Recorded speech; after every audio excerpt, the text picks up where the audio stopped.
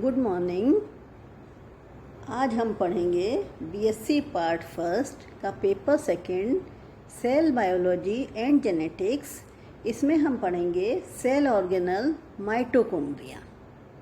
Mitochondria एक कोशिका द्रव्य अंग के सेल ऑर्गेनल कहलाता है। यूकैरियोटिक कोशिकाओं में कोशिका द्रव्य में mitochondria, endoplasmic reticulum, ribosome, Golgi body, lysosome, microbodies, centriole, ये सभी पाए जाते हैं। तो इनमें माइटोकॉन्ड्रिया का मुख्य स्थान होता है। क्यों मुख्य स्थान होता है कि माइटोकॉन्ड्रिया बहुत सारे इसके फंक्शंस होते हैं और ये पावर हाउस कहलाता है। Mitochondria is an semi autonomous cell organelle and also known as power house of the cell. Mitochondria एक सेमी ऑटोनोमस सेल ऑर्गेनल है और ये पावर हाउस या शक्ति गृह भी कहलाता है। अब क्यों कहलाता है शक्ति गृह? इसका कारण ये है कि ये क्रेब्स साइकिल में ऑक्सीडेटिव फॉस्फोराइलेशन का सेंटर होता है। एनाएरोबिक रेस्पायरेशन में ऊर्जा तथा इसकी क्रिया के द्वारा मुक्त कराई जाती है। इसे ट्रांसड्यूसर भी कहते हैं। ये खाद्य पदार्थों में उपस्थित काइनेटिक एनर्जी में रूपांतरित करते हैं, इसलिए इसे पावर हाउस भी कहते हैं। इसकी हिस्ट्री देखें तो माइटोकॉन्ड्रिया की सबसे पहले खोज बेंडा ने की थी 1898 में। बाद में इसके बाद 1940 में पैलेडे, जॉनस्टन और भी अन्य साइंटिस्ट जैसे क्लाउड ने इन सभी ने कोशिकीय घटकों में सेंट्रीफ्यूगेशन के द्वारा इसको अलग किया था और फिर इसमें सफलता प्राप्त की थी। Mitochondria is covered by double unit membrane. ये डबल यूनिट मेम्ब्रेन से कवर रहता है। दो मेम्ब्रेन्स के ऊपर होती हैं। Outer membrane has more phospholipid, phosphatidyl choline and cholesterol as compare to inner membrane. जो आउटर मेम्ब्रेन होती है उसमें फॉस्फोलिपिड ज़्यादा होते हैं और कोलेस्ट्रॉल इनर मेम्ब्रेन के कंपैरिजन में। Phospholipid in inner membrane is mainly diphosphatidyl glycerol and inner membrane have more protein. और जो इनर मेम्ब्रेन है उसमें डाइफॉस्फोटाइडल ग्लिसरॉल होता है और इसके अलावा प्रोटीन होते हैं। हम एक चीज़ और देखते हैं, माइटोकॉन्ड्रिया सभी यूकैरियोटिक कोशिकाओं में पाई जाती है। जीवाणुओं में नहीं होते क्योंकि इनकी जो प्लाज्मा लेयर होती है जीवाणुओं की, ये खुद ही रेस्पायरेशन का काम करती है। उन सभी कोशिकाओं में ये पाए जाते हैं जो एरोबिक रेस्पायरेशन करती हैं। कुछ कोशिकाओं में हायर कॉर्डेट्स में, आरबीसी में, ये बाद की जो स्टेजेज होती हैं उनमें ये नष्ट हो जाती है। ये माइटोकॉन्ड्रिया की संख्या उस जगह ज़्यादा होती है जहाँ मेटाबॉलिक रिएक्शंस ज़्यादा होती हैं, वहाँ ज़्यादा होती है। और यदि हम नंबर देखें तो नंबर इनकी एक कोशिका में यदि इनकी संख्या देखें तो लगभग 300 to 800 इनका नंबर होता है। हार्ट की जो मसल्स होती हैं, मस्कुलर सेल्स होती हैं, उनमें, किडनी में, इन सभी में ये अधिक मात्रा में पाई जाती है। इनकी संख्या कोशिकाओं के उपापचयी क्रियाओं के अनुपात में पाई जाती है। मीन्स जहाँ मेटाबॉलिज्म ज़्यादा होगा वहाँ ये ज़्यादा होती हैं। रैट की लिवर सेल्स में 1000 to 1600 होती है। सी अर्चिन के एग्स में 13,000 to 14,000 होती हैं। एम्फीबिया के एग्स में 3 लाख तक होती हैं। स्पर्म में 20 to 24 माइटोकॉन्ड्रिया पाए जाते हैं। इस तरीके से इनकी संख्या विभिन्न होती है, भिन्न भिन्न होती है। जो ग्रीन प्लांट्स की कोशिकाएं हैं इनमें इनकी संख्या एनिमल सेल की अपेक्षा कम होती है क्योंकि उनमें क्लोरोप्लास्ट भी पाया जाता है।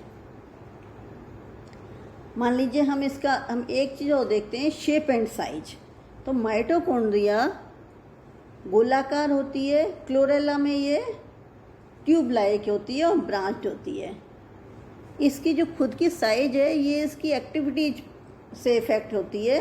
जो एक्टिविटीज होती है उस तरीके से होती है। कभी कभी ये टेनिस के रैकेट जैसी लगती है, जहाँ तक इसका साइज देखते हैं तो 0.2 से 7 म्यू तक लंबे और 0.5 से 1.0 म्यू डायमीटर होता है। ईस्ट में माइटोकॉन्ड्रिया सबसे छोटी होती है, 1 माइक्रोम्यू की होती है, और जबकि एम्फीबिया रानापाइपेंस में इसकी अंडकोशिकाओं में सबसे लंबी 30 to 40 माइक्रोम्यू की पाई जाती है। इस तरीके से इसकी साइज भी डिफरेंट होता है। अब इसके बाद हम इसकी अल्ट्रा स्ट्रक्चर देखेंगे। यहाँ हम माइटोकॉन्ड्रिया की स्ट्रक्चर देख रहे हैं। देखिए, आप डायग्राम देखिए, ये लार्ज करके बनाया हुआ है माइटोकॉन्ड्रिया का डायग्राम। जैसा कि स्टार्टिंग में बताया था, माइटोकॉन्ड्रिया डबल लेयर्ड होती है। तो आप देखिए, यहाँ दोनों लेयर क्लियर दिखाई दे रही हैं। आप इसमें एक एक चीज़ देखेंगे। दोनों लेयर के बीच में आप देखिए इनर मेम्ब्रेन स्पेस दिखाई दे रही है। बीच में आपको राइबोसोम भी दिखाई दे रहे हैं। ग्रेन्यूल्स लाइक स्ट्रक्चर है, जो लेफ्ट साइड में देखिए ग्रेन्यूल और राइट साइड में दिखाई दे रहा है। ग्रेन्यूल लाइक स्ट्रक्चर होती है। इनमें जो फ्लूइड होता है that is called matrix. ATP synthetase particles भी हैं। और देखिए, आपको डीएनए स्ट्रैंड कितने क्लियर दिखाई दे रहे हैं। Outer membrane, inner membrane clear है। आउटर मेम्ब्रेन लाइट ब्राउन या अंदर वाली, और इनर मेम्ब्रेन पिंकिश कलर की है। इसके अलावा ये जो फोल्डेड स्ट्रक्चर है, फिंगर लाइक प्रोजेक्शंस हैं, दीज आर कॉल्ड क्रिस्टी। ये इसका सरफेस एरिया को इनलार्ज करते हैं। इस तरह से आप देखो, ये माइटोकॉन्ड्रिया का डायग्राम है। अब हम डिस्कस करेंगे इसके बारे में। The outer membrane and inner membrane dividing its lumen distinctly into two aqueous compartment, that is outer compartment and inner compartment. ये outer membrane है और inner membrane है, ये divided होती है ल्यूमन से, और इसमें aqueous compartment होता है। एक compartment कहलाता है जो बाहर वाला होता है outer compartment, and जो अंदर होता है वो inner compartment कहलाता है। The inner compartment is called matrix. जो इनर कंपार्टमेंट है मैट्रिक्स कहलाता है। इसमें देखो, पहले इसमें लेवल किया हुआ था इससे पहले डायग्राम में मैट्रिक्स को। The outer membrane form the continuous limiting boundary of the organelle. और ये जो आउटर मेम्ब्रेन है इसमें कंटिन्यूस बाउंड्री होती है। The two membranes have their own specific enzyme. इन दोनों मेम्ब्रेन्स के अपने खुद के एंजाइम्स होते हैं associated with the mitochondrial function, जिनका माइटोकॉन्ड्रियल फंक्शन होता है, और इनके दोनों के अलग अलग एंजाइम्स होते हैं। इनमें एक चीज़ और है, ये जो बाहर की मेम्ब्रेन होती है ये परमिएबल होती है। इसकी सतह पर 2.0 से 3.0 माइक्रोम्यू डायमीटर के पोर्स होते हैं। यहाँ 40% लिपिड्स और 60% प्रोटीन होता है। लिपिड्स में मुख्यतः फॉस्फोलिपिड्स और कोलेस्ट्रॉल होते हैं, जैसा कि अभी आपको बताया था। जबकि इनर मेम्ब्रेन है ये सेलेक्टिवली परमिएबल होती है। इसमें 80% प्रोटीन और 20% लिपिड्स होते हैं। फॉस्फोलिपिड कोलेस्ट्रॉल की अपेक्षा कम मात्रा में होता है, किंतु कार्डियोलिपिड एक्सटर्नल मेम्ब्रेन की या आउटर मेम्ब्रेन की अपेक्षा 7 गुना अधिक होता है। इनमें वाहक प्रोटीन्स, इलेक्ट्रॉन वाहक किण्वक और कपलिंग फैक्टर्स अधिक मात्रा में होते हैं। इसके अलावा आपको पहले बताया ही था कि इसमें क्रिस्टी पाई जाती हैं। क्रिस्टी द्वारा अंत्य माइटोकॉन्ड्रियल जो मेम्ब्रेन है इसका क्षेत्रफल और इसकी मेटाबॉलिक एक्टिविटी कई गुना इसके द्वारा बढ़ जाती है।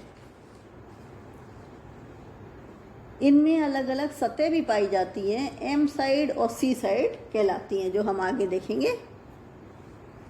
Both outer and inner membrane are separated by a space called perimitochondrial space. ये जो बाहर की मेम्ब्रेन है और अंदर की मेम्ब्रेन है, ये एक स्पेस के द्वारा एक दूसरे से सेपरेट रहती हैं। That space is called perimitochondrial space. Inner membrane is folded into a number of finger like Christie.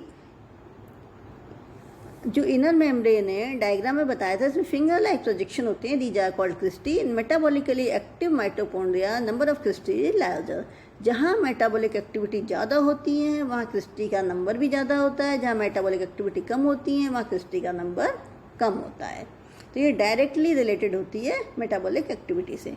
Many electron carrier cytochrome are arranged in a definite sequence in inner membrane of mitochondria which forms electron transport system.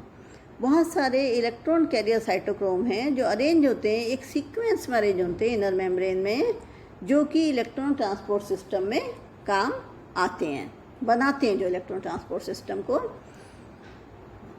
इस तरीके से हमने mitochondria का आज देखा, mitochondria के बारे में पढ़ा कि माइटोकॉन्ड्रिया की क्या है माइटोकॉन्ड्रिया, इसकी डिस्कवरी कैसे हुई थी, इसका डिस्ट्रीब्यूशन कहाँ कहाँ है, इसका नंबर, इसका शेप, साइज, देन इसकी अल्ट्रा स्ट्रक्चर, इन सब के बारे में हमने पढ़ा था। नेक्स्ट क्लास में इसके आगे की स्टडी करेंगे, माइटोकॉन्ड्रिया के रेस्पिरेटरी चेन जो ट्रांसपोर्ट सिस्टम है उसके बारे में, और माइटोकॉन्ड्रिया के फंक्शंस के बारे में, बायोजेनेसिस के बारे में स्टडी करेंगे।